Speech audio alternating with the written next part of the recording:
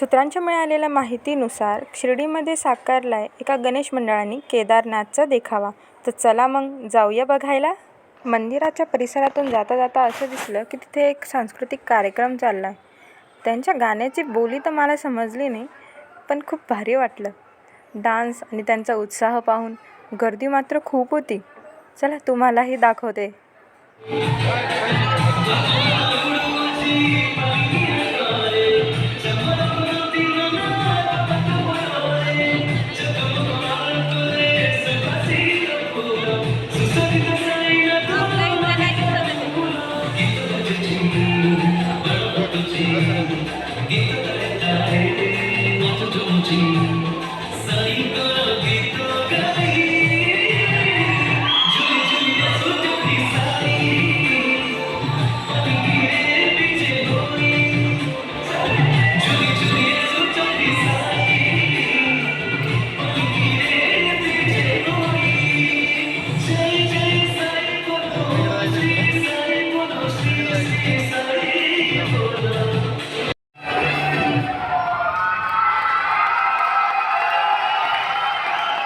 कार्यक्रमाचा आनंद घेऊन आम्ही निघालोय पुढच्या प्रवासाला.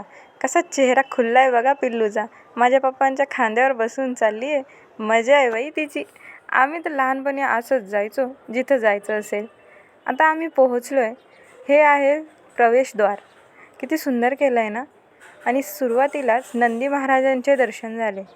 नंदी महाराजांचं दर्शन घेऊन आणि 10 रुपयाचं तिकीट काढून आता आतमधला देखावा पाहायला चाललो आहे आम्ही.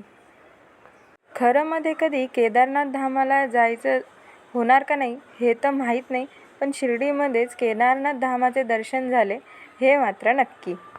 आतमध्ये गेल्यावर अंगाला गारगार पाण्याचा फवारा लागला. एकदम असं वाटलं की खरंच मध्ये केदारनाथला आलो की काय. भिंतीवर चारही बाजूंनी पुरातन मूर्तींची चित्र चिपकवलेली होती आणि वरती धुपाचा फवारा आणि पाण्याचा फवारा चालू होता. नंदी महाराजांचे पुन्हा मध्ये एकदाही दर्शन झाले. आता आम्ही चाललोय गाभाऱ्यात दर्शनासाठी. भरपूर गर्दी होती तिथं. काय माहिती कधी लागेल आमचा नंबर, पण शेवटी आमचा नंबर लागला.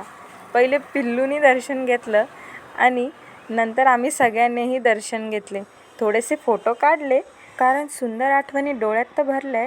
आता थोड्याशा फोटोतही भरून घेऊ म्हणलं आणि भस्म लावून आम्ही निघालो बाहेर. इथे पण नंदी महाराजांबरोबर फोटो काढले आणि विचार केला की थोडासा देखावा अजून बघून घ्यावा. तेवढ्यात मला ह्या लावण्य आणि पिल्लूची मस्ती दिसली. मग मोठ्या नंदी महाराजांबरोबर फोटो काढला. जाता जाता पुन्हा एकदा दर्शन घेतले आणि मेन म्हणजे गणपती बाप्पांचे दर्शन घेतले. त्यांच्यामुळेच तर केदारनाथ मंदिर आलंय शिर्डीमध्ये. घरी येता येता असं वाटलं चला आता कुछ खाके खुशी मनाय, म्हणून आम्ही 5 रुपयाचे शेंगदाणे घेतले. असा आमचा मजा मस्ती करत करत शिर्डी ते केदारनाथ प्रवास पूर्ण झाला.